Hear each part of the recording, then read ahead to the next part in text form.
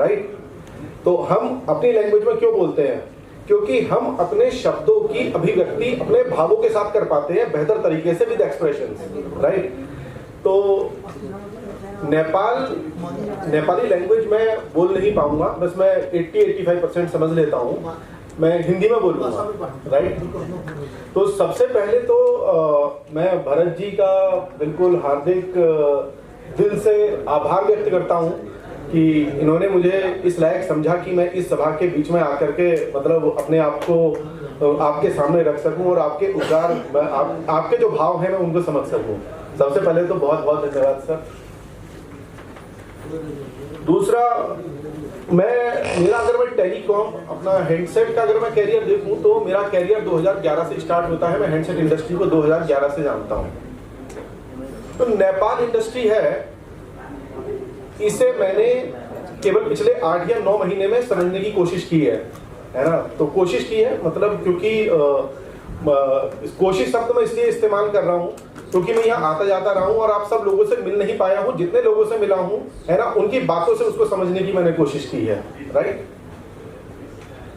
तो यहाँ पर आज आने का उद्देश्य मेरा यही था, जैसे बोले कि मैं एक तो आप सब लोगों के साथ में इंटरेक्शन यहाँ पर हो पाएगा, और दीपक सर हैं, संजय सर हैं, भरत सर हैं, आप सब लोग हैं। तो आप सब लोगों की बातों से मुझे मतलब आप लोगों का, देखिए पेन तो मैं समझ चुका था आज से 6 महीने पहले जब मैं मार्केट गया हूँ, राइट। तो उसमें ऐसा कुछ नहीं है कि मैंने यहाँ करके कुछ समझा है, लेकिन सबसे अच्छी चीज जो मुझे यहाँ पे लगी है, मैं उन सब चीजों का कुछ भी सोल्यूशन देने से पहले मैं कुछ अपना अनुभव आपके साथ में शेयर करूंगा। 2011 से मैं मोबाइल इंडस्ट्री को जानता हूं। इंडिया में मैंने लावा मोबाइल कंपनी है, मैंने पूरा कंट्री हेड किया है। और जैसे आज आप लोगों ने सबने यहाँ पर अपना मोबाइल हमारा नेपाल मोबाइल व्यवसायी महासंघ का प्रथम जन्मदिन मैं शब्द कह सकता हूँ, राइट। प्रथम जन्मदिन की वर्षगांठ आप यहाँ पे मना रहे हैं, उसी तरह से मैं प्रथम जन्मदिन की वर्षगांठ में 2016 में हिंदुस्तान के अंदर, इंडिया के अंदर आइमरा नाम की एसोसिएशन है, किस किसने नाम सुना है हाथ खड़ा करो। AIMRA, all India mobile retail association, नाम सुना है किसी ने? किसने सुना है हाथ खड़ा करो प्लीज एक बार। वो एसोसिएशन 2016 में उसने अपना पहला मतलब इसी तरह से वर्षगांठ मनाया था और उसमें मैं वहां पर गया था। तो वहां पर उस समय उन्होंने मुझे बताया था कि 1 साल के अंदर समवेयर अराउंड उन्होंने 10 से 15 हजार लोगों का एक समूह बनाया है, और उसके माध्यम से जो समस्याएं हैं मतलब रिटेलर की, उन समस्याओं को मतलब हम अपना दूर करने का प्रयत्न करेंगे सब लोगों के सहायता से, सब लोगों के साथ में मिलकर के। 2016 में 15 हजार लोग थे, और 2018 में जब मैं उनकी मीटिंग में गया था तो उसमें 1.5 लाख लोग थे, और पूरा स्टेडियम भरा हुआ था वहां पर मीटिंग में। तो ये एक समूह की ताकत थी कि सभी लोगों ने उस पर ट्रस्ट करके, सभी रिटेलर उसके साथ में जुड़े। शायद उन्होंने कुछ अपने अच्छे कार्य किए होंगे जिनसे वो प्रेरित होकर के कि यहाँ पर हमारा भला हो सकता है और यहाँ हमारी समस्याएं सुनी जा सकती हैं, वो सब लोग जुड़े होंगे, राइट। तो वहां पर समस्या क्या थी? वहां भी यही थी, मार्जिन की, लेकिन वहां पे प्रॉब्लम का सोर्स कुछ और था। यहाँ पर सोर्स कुछ और है, लेकिन वहां सोर्स कुछ और था। वहां पर सोर्स था कि 30% 40% इंडस्ट्री ऑनलाइन कैप्चर कर रहा था, और ऑनलाइन में प्राइस ज्यादा जाता था, जिसकी वजह से रिटेलर उस प्राइस का एक्चुअली अपना मार्जिन नहीं कमा पाते थे, क्योंकि कंज्यूमर जहां सस्ता मिलता है वहां पर मूव हो जाता है। तो सबसे पहले तो मैं आपको ये बताना चाहूंगा कि आप सौभाग्यशाली हैं। पहली चीज कि यहाँ पे वो सबसे बड़ा जो डायनासोर है ऑनलाइन नाम का, वो मोबाइल इंडस्ट्री में इतना हावी नहीं है, राइट। तो एक्सटर्नल फैक्टर हमने खत्म कर दिया। फैक्टर होते हैं, हमें पहले ये देखना पड़ेगा कि हमारी प्रॉब्लम के फैक्टर क्या है, राइट। वहां पर सबसे बड़ा एक्सटर्नल फैक्टर था जो यहाँ पर नहीं है। यहाँ पे फैक्टर क्या है कि हम मार्जिन नहीं कमा पा रहे हैं। तो उसकी बात करने से पहले मैं आपको ये बताऊं कि आज यहाँ पर हम सब लोग, पहले तो मैं पहले बताना चाहता था बट समहाउ है ना, इसको मैं अभी यहीं पार करता हूँ। नेपाल मोबाइल व्यवसायी महासंघ इसका क्या मतलब है? कोई भी एक आदमी मुझे खड़ा होकर बता दे, क्या ये रिटेल एसोसिएशन है? नहीं, ये है मोबाइल व्यवसायी संघ। इस मोबाइल में, इस संघ में वो सब लोग हैं जो मोबाइल का व्यवसाय करते हैं, राइट? तो रिटेलर भी हैं, हमारे आईडी भी हैं, हमारे एनडी भी हैं, और उसमें मैं भी हूं। तो सबसे पहले तो आप मुझे अपनी फैमिली का मेंबर स्वीकार करते हो कि नहीं करते हो? तो बीइंग ए फैमिली मेंबर, सबसे पहले तो मैं आपको ये बताऊं कि आपने जिस लेवल पे, मुझे नहीं पता ये बाय डिफॉल्ट आया है या बाय डिजाइन आया है, राइट? आपकी सोच आइंड्रा की तरह एक रिटेल एसोसिएशन तक सीमित नहीं है। तो आपकी सोच बहुत बड़ी है, जिसके अंदर मैन्युफैक्चरर यूनिट से लेकर के till the last grain retailer तक शामिल है। तो इसके लिए पूरा परिवार, इतना बड़ा परिवार बनाने के लिए मैं आप सबके लिए अपनी तरफ से ताली बजाता हूं।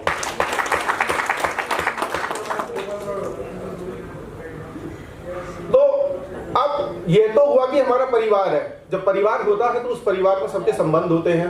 आपके अपने परिवार में माता पिता पुत्र पिता सबके संबंध हैं, राइट? ऐसे ही जब ये हमारा एक महासंघ है, ये एक हमारा परिवार है, इसमें क्या संबंध है? कोई मुझे बता सकता है? हर संबंध प्रकृति के संबंध से जुड़ा हुआ है। मैं थोड़ा सा टाइम ले रहा हूं, राइट? क्योंकि मैं बात यहाँ भावों की है, यहाँ शब्दों के अर्थों की नहीं है। अगर हम भाव समझ गए तो हम समस्या का समाधान यूं कर लेंगे, वरना हम यही सोचते रहेंगे कि कोई किसी का मार्जिन बढ़ाए, कोई किसी का घटाए, राइट? तो हर संबंध प्रकृति के संबंध से जुड़ा है। मैं बहुत अलग तरीके से चीजों को देखता हूं। कंपनी एक नदी है, राइट? वो नदी के भाव में बह रही है। दीपक सर हैं, संजय सर हैं, ये सब लोग और ये भी सब नदियां हैं, ये सब आके उस नदी में कहीं ना कहीं जुड़ रहे हैं। मुझे बताएंगे सारी नदियां कहां जाके गिरती हैं? कोई एक बताओ, नदियां कहां जाके गिरती हैं? सारी कंपनियां कहां आकर के मिलती हैं? एक जगह बताइए, कहां मिलती हैं? तो रिटेलर क्या है? समुंदर है। नदियों का पानी सूख सकता है, हाँ या ना? समुद्र का सूखता है? क्यों? क्योंकि समुद्र ही है जो नदियों को जन्म देता है। गर्मी पड़ती है, वाष्प बन के पानी उठता है, भाप बनती है, बादल बनते हैं, पानी बनता है, वो फिर जाकर के नदी में गिरता है, फिर नदी बहती है, फिर समुद्र में आके गिरती है, हाँ या ना? तो ये नदी और समुद्र का संबंध है। चाहे वो एनडी है, चाहे आईडी है या कंपनी है। कंपनी का मतलब मैं नहीं बोल रहा हूं क्योंकि मैं आपके परिवार का हूं, राइट? आप मुझे कंपनी वाला समझे या कुछ भी समझे, मैं रिप्रेजेंट कर रहा हूं कंपनी को, तो आप मुझे समझ सकते हैं। तो हम सब नदियां हैं जो आपसे आकर के मिलते हैं, राइट? तो ये हक किसके पास है कि नदी को सूखा ना होने दे? किसके पास है? तो कंपनियां पूरी तरीके से फुल रोटेशन में आकर के आपके साथ गिरती रहे, समुद्र में गिरती रहे, ये कौन डिसाइड कर सकता है? कौन डिसाइड कर सकता है? आप कर सकते हो। तो प्रॉब्लम कौन सॉल्व कर सकता है? राइट? जो संजय सर ने बोला था। आज आपको 5%, मेरे को लोग बोले है ना कि सर आप 5% एमओपी क्यों रखते हो?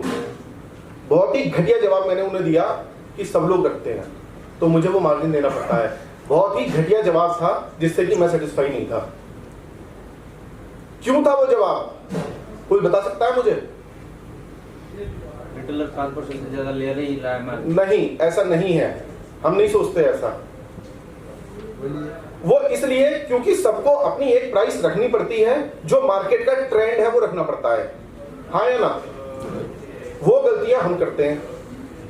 हम मार्केट के ट्रेंड को देख करके उसके हिसाब से चलते हैं, ठीक है? तो मार्केट का जो ट्रेंड है वो चेंज कौन करता है? उसने 5% पे लाके फिक्स किसने किया? रिटेलर ने। पहले आपको 15% मिलता था। अभी मेरे को यहां जब मैं वहां बैठा हुआ था तो शुरू में बताया कि पहले 15% मिलता था। मेरी दुकान का किराया 8,000 था। उस समय आप शायद 100 हैंडसेट बेचते होंगे क्योंकि इंडस्ट्री बहुत छोटी थी। आज आपको 5,000 मिलता है फॉर एग्जाम्पल, आपकी दुकान का किराया 50,000 है, बट आप 1,000 हैंडसेट बेचते हो, राइट? इंडस्ट्री उस हिसाब से बढ़ी है। लेकिन मुझे 5% कमाना है या 6% कमाना है, ये कंपनी ने कैसे डिसाइड किया? वो कंपनी ने डिसाइड किया, कंपनी एकदम आंख बंद करके नहीं करेगी। कंपनी आएगी, यहाँ पर जो भी मतलब यहाँ की नदी है, उस नदी से पूछेगी कि आप हमसे मिलना चाहते हो? बोले हाँ बिल्कुल मिलना चाहते हैं। आप हमसे क्यों मिलना चाहते हो? क्योंकि आपकी और हमारी कल्चर मिलती है। कल्चर कैसे मिलती है? इस मार्केट में ये ट्रेंड है, अगर हम इतना कमाएंगे, अगर हम इतना फिक्स करेंगे और अगर आप इतना दे सकते हो तो हम मिलकर के समुद्र में जाके गिरने को तैयार हैं, वरना कंपनी लॉन्च ही नहीं हो सकती ना। अगर ये नहीं पता होगा कि उस मार्केट में हमें उस प्राइस में हम माल बेच पाएंगे या नहीं बेच पाएंगे जो उस मार्केट का एक्सेप्टेड प्राइस है, हाँ या ना? राइट? मार्केट का एक्सेप्टेड प्राइस किसने बनाया? समुद्र ने। समुद्र कहता है जी मुझे तो 15% मिलता था, लेकिन जो बराबर वाला समुद्र है ना, उसका पानी जो है ज्यादा मीठा करने के चक्कर में उसने अपना खारापन छोड़ दिया और वो 10% पे आ गया। मार्केट का ट्रेंड क्या हो गया? नीचे गिर गया। बराबर वाला जो है वो 5% पे आ गया। मार्केट का ट्रेंड क्या हुआ? 5% पे आ गया। अभी जाऊंगा ना न्यू रोड तो मेरे को 5 रिटेलर खड़े होकर के शिकायत करेंगे, सर वो ना आपने उसे स्कीम दी 3% की है ना, और उसने जो है ना 6% काट के बेच दिया और वो 3% कमा रहा है, और सर मैं तो 5% कमाना चाहता हूँ। अगली दुकान पे जाऊंगा, वो बोलेगा सर वो कम कर रहा है। इसका मतलब क्या है कि कंपनियों को स्कीम बंद कर देनी चाहिए। तो सबको पता होगा कि 5% मिलता है, अब जिसने कमाया वो अपनी जेब से दिया, हाँ या ना? तभी पता लग सकता है। लेकिन कंपनी स्कीम क्यों चलाती है? हर कंपनी को इस बात का एहसास है, उसे इस बात का एहसास नहीं है कि रिटेलर उसका माल नहीं बेचेगा। हर ब्रांड की अपनी एक स्ट्रेंथ है, वो माल बिकेगा, राइट? किसी ब्रांड के 100 पीस बिकेंगे तो किसी के 10 बिकेंगे। आज जेट भी बिकता है और आज जो है सैमसंग भी बिकता है और आईफोन भी बिकता है, राइट? हर ब्रांड की स्ट्रेंथ है, वो बिकेगा।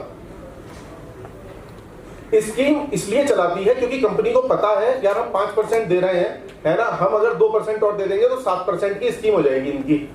जो हमारे यहाँ पर मुझे लोगों ने बताया है कि केवल 2000 रिटेलर या 2500 रिटेलर हैं जो हैंडसेट का काम करते हैं, और उसमें केवल 1400-1500 रिटेलर हैं जो रेगुलर बिलिंग करते हैं, और उसमें 700 रिटेलर है जो मैंने डेटा देखा है कि जो यहाँ पे 70% बिजनेस कंट्रीब्यूट करते हैं।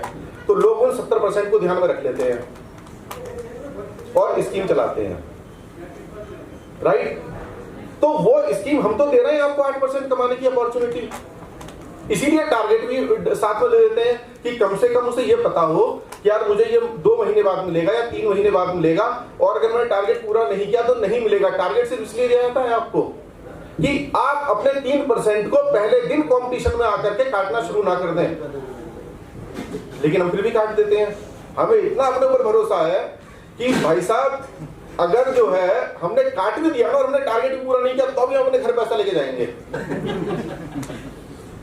समझ, ये हमें भरोसा है अपने ऊपर, ये ओवर कॉन्फिडेंस है, राइट?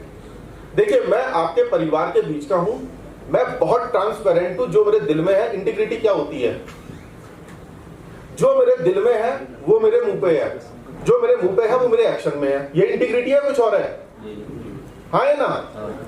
तो भाई साहब मेरे मन में जो भाव इस समय आ रहे हैं ना, मैं सब बोल रहा हूं, हो सकता है किसी को बुरा लगे, किसी को अच्छा लगे, आई डोंट केयर। मृत्यु, अपराजय और अपयश, 3 चीजों से मैं बिल्कुल नहीं डरता। लोग मुझे बुरा समझे, कोई बुराई नहीं है। मुझे लगता है कि जो सही है वो मैं बोलूंगा। मैं अपने लोगों के लिए भी लड़ता हूं, मैं आपके लिए भी बोल रहा हूं। जो प्रॉब्लम है ना वो यहां से है। यहां पे सब अपना ये तो नेपाल तो जो है बिल्कुल प्योर हिंदू कंट्री है, तो अपनी माइथोलॉजी को आप बिलीव करते होंगे कि हम सब तो आत्मा है, हमारे शरीर के अंदर पुनर्जन्म होता है, हाँ या ना? वो आत्मा किसका अंश है बताइए? परमात्मा का। परमात्मा सब ठीक कर सकता है, यही तो हमारा मानना है, हाँ या ना? हम तो नदियां हैं, हम कहां जाके गिरती हैं? तो हम आत्मा है, हम कहां जा रहे हैं? तो कौन ठीक करेगा, हाँ या ना? तो भाई साहब देखिए मैं आपको अलग तरीके से समझा रहा हूं, और संजय जी ने बहुत अच्छे तरीके से आपको बिजनेस लैंग्वेज में समझाया। मैं आपको आपकी एक लैंग्वेज में समझाना चाहता हूं। जो प्रॉब्लम है वो विद इन है।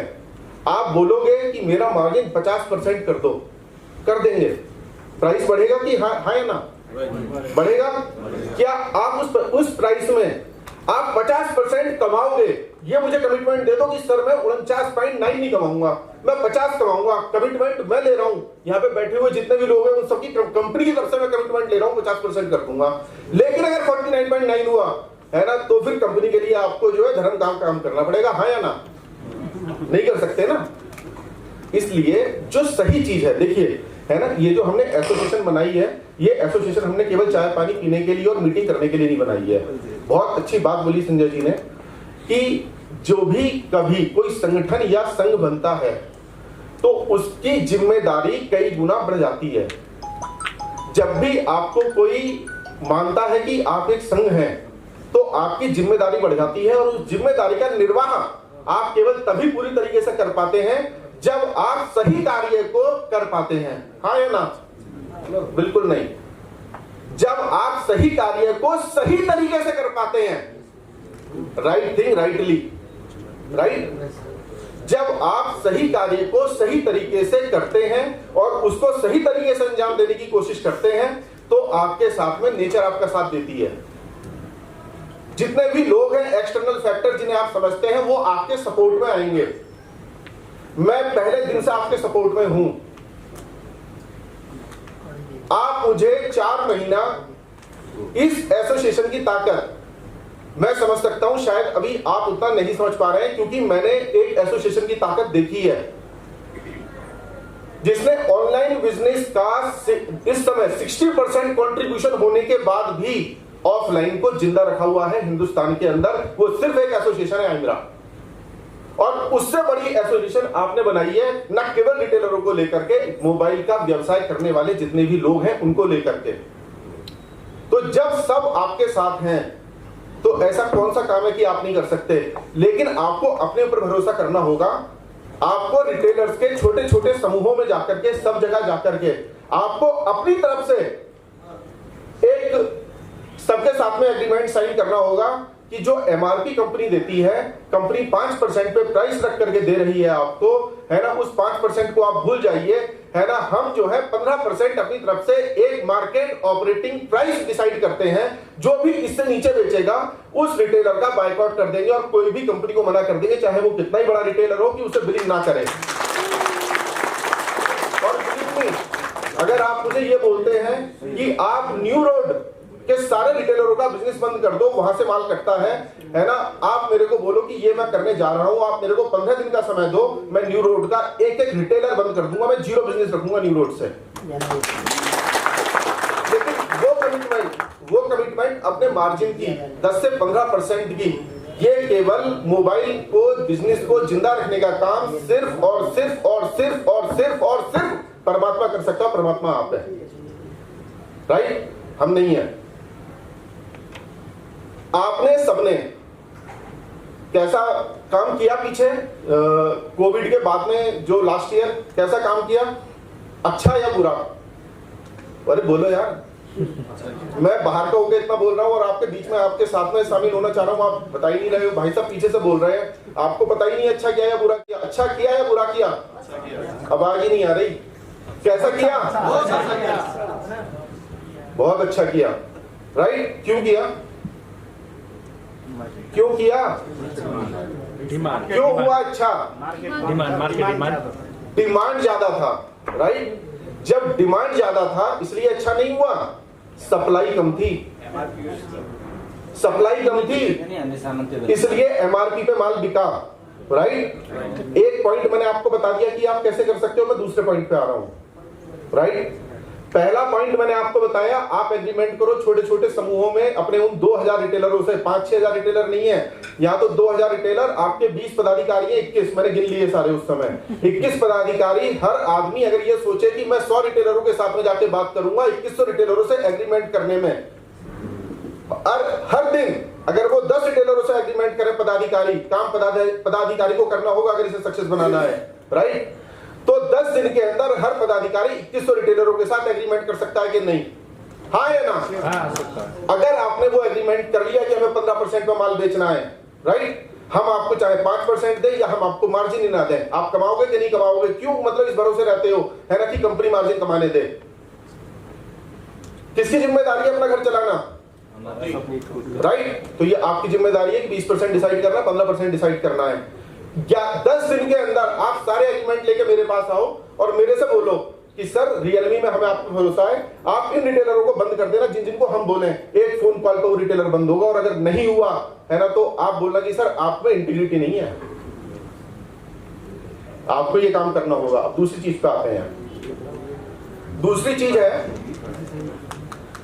आपने बोला डिमांड ज्यादा थी। डिमांड ज्यादा नहीं थी, डिमांड उतनी ही थी, सप्लाई कम थी।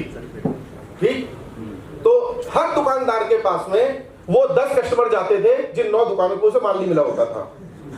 सबको लगता था भाई साहब बहुत कस्टमर आ रहा है, बहुत जरूरत है और हम तो जाकर के माल लें। यही होता है। आपने काम क्या किया, आपने जाकर के डिस्ट्रीब्यूटर के यहाँ पे आईडी के जाकर के धरना दे दिया जी मुझे माल चाहिए, मुझे माल चाहिए, मुझे माल चाहिए। आईडी ने क्या काम किया, उसने एनडी के जाकर धरना दे दिया मुझे माल चाहिए, मुझे माल चाहिए, मुझे माल चाहिए। एनडी बोला यार ये तो गजब ही कर दिया बिल्कुल। मतलब जो है जो अब पैसे लेके आ रहे भाई साहब कि सर माल मंगाओ आप। आईडी को एनडी को क्या दिक्कत है, पैसा मिल रहा है एडवांस में। उसने कहा लगाओ सप्लाई। उसे पता है कि मेरे यहाँ 50,000 हैंडसेट बिकते थे, मंगाए 75,000 और सब लोगों को कैश में माल बेचा। आपने भी कैश में माल बेचा एमआरपी पे, सबने कमाया भाई साहब। लेकिन माल उतना ही बिका जितना पहले बिकता था। लेकिन वो जो था ना वो सारा का सारा सिर्फ आपके पास में, वो केवल जो डिमांड थी वो तब थी जब बाकी 9 दुकानों पे माल नहीं मिल रहा था और आपके पास आ रहा था। इस वजह से सारी कंपनियों की इन्वेंट्री या तो आईडी पे ब्लॉक हो गई या रिटेलर पे ब्लॉक हो गई। अब आईडी आके कह रहा मेरे पैसे दो, रिटेलर कह रहा भाई कहां से दे, हमने तो पहले दे दिया एडवांस, हमारा तो ये माल रखा हुआ है दुकान में, माल ले जाओ उठा के। बोले भैया तुमने बोला था कि हमें 50 पीस चाहिए। बोले उस समय तो आ रहे थे कस्टमर, 2 महीने बाद आने बंद हो गए। अब क्या हुआ, जो रिटेलर थे भाई पैसे तो देने आईडी के, उसने कहा यार उस समय तुमने एमआरपी पे बेचा है ना, अब 3% कमा लो, पहले कमाया ना एवरेज बराबर हो जाएगा। ऐसा हुआ कि नहीं हुआ? ऐसा ही होता है, ये हुआ है, ऐसा ही होता है। ये इकोनॉमिक्स का पहला रूल है, डिमांड और सप्लाई। राइट। मुझसे मेरी कंपनी कहती है जी आपके यहाँ ना कंपटीशन का इतना इंपोर्ट हो रहा है, आपका इंपोर्ट बिल्कुल नहीं हो रहा, आपको नंबर 1 नहीं बनना। मैंने कहा किसे मार के भाई नंबर 1 किसे मार के बनूं मैं, है ना? नहीं मैं तो नहीं मरूंगा, मेरी तनख्वाह आएगी। मैंने कहा भाई साहब या तो एनडी जाएगा या आईडी जाएगा। राइट। अगर मैंने उसे माल दे दिया ना बाकी देख करके, है ना, नंबर की रेस में आकर के, तो या तो मेरा एनडी खत्म हो जाएगा या मेरा आईडी खत्म हो जाएगा। क्योंकि जो लोग इस बात को एक्सपेक्ट कर रहे थे कि हमारी जो सेल है वो बढ़ी हुई है। भाई साहब नेपाल की सेल आज भी 1.5 लाख पीस की है। अगर मैं ग्रे को हटा दूं तो 1.5 लाख पीस का ही सेल आउट होता होगा इस नेपाल के अंदर, 10-15% आगे पीछे। जब 1.5 लाख पीस का सेल आउट होता है तो 17-18 लाख का इंपोर्ट होना चाहिए, हाँ या ना? तभी सब कमाएंगे, आईडी भी कमाएगा, एनडी भी कमाएगा और आप भी कमाओगे, क्योंकि डिमांड और सप्लाई की बैलेंसिंग बनी रहेगी। पिछले साल 23.5 लाख या 22 लाख हैंडसेट इंपोर्ट हुए, वो 5 लाख की इन्वेंट्री कहां है? कहां है वो? मार्केट में। वो रेट बिगाड़ रही है आपका, इसीलिए आप 5% से मतलब नीचे कमा करके काट के माल बेच रहे हो। आईडी आपके ऊपर प्रेशर बना रहा है पैसे का। भाई साहब मैं आपके साथ हूं, आप एक बार बैठ के ना सप्लाई चेन समझ लो। माल रिप्लेनिशमेंट पे बिकना चाहिए। आप सीधे सीधे बात है, आरडी कहता है जी मुझे रिटेलर पैसे नहीं देता, रिटेलर कहता है जी मेरे पास पैसे ही नहीं है। क्यों नहीं है पैसे उसके पास में भाई?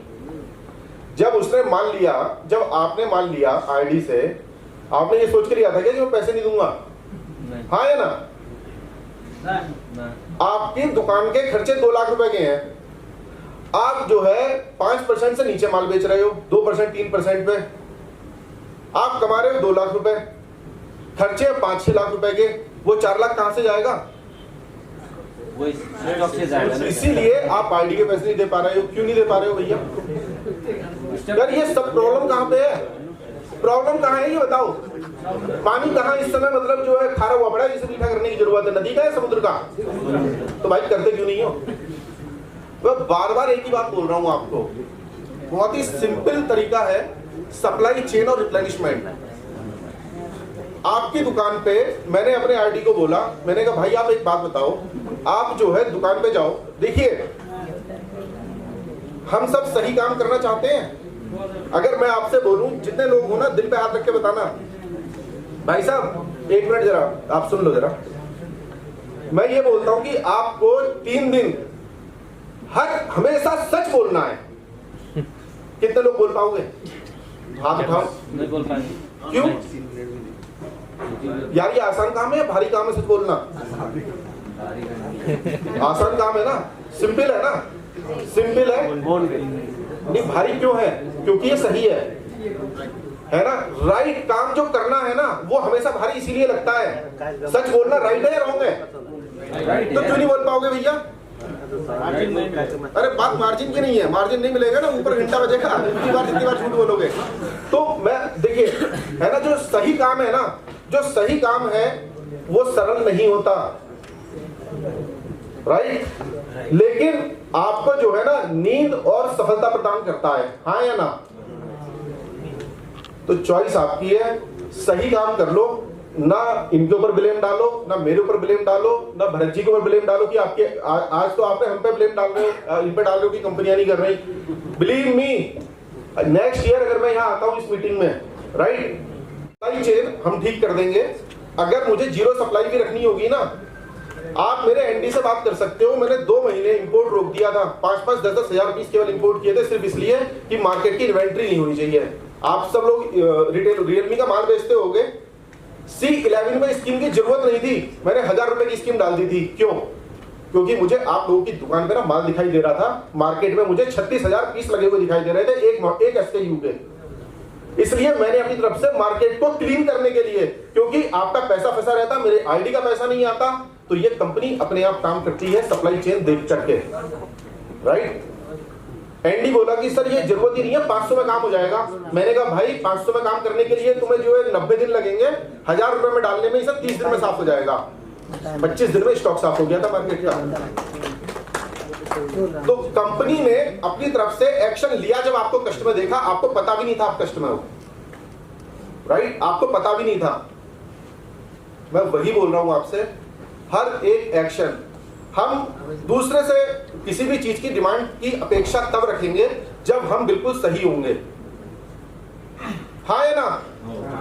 सही काम करने को बोल रहा हूं, लेकिन सरल नहीं है। तो ये आपकी इस एसोसिएशन की जिम्मेदारी है। मुझसे जिस तरह का भी आप लोगों से सपोर्ट चाहिए, तन और मन से, धन से नहीं दे पाऊंगा ऑब्वियसली, है ना, क्योंकि मेरा धन यहाँ आ नहीं पाएगा ठीक है?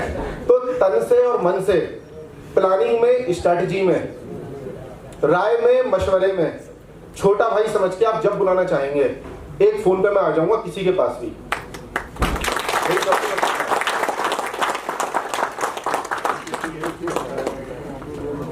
धन्यवाद मनीष सर को, बहुत बहुत शुक्रिया। वाले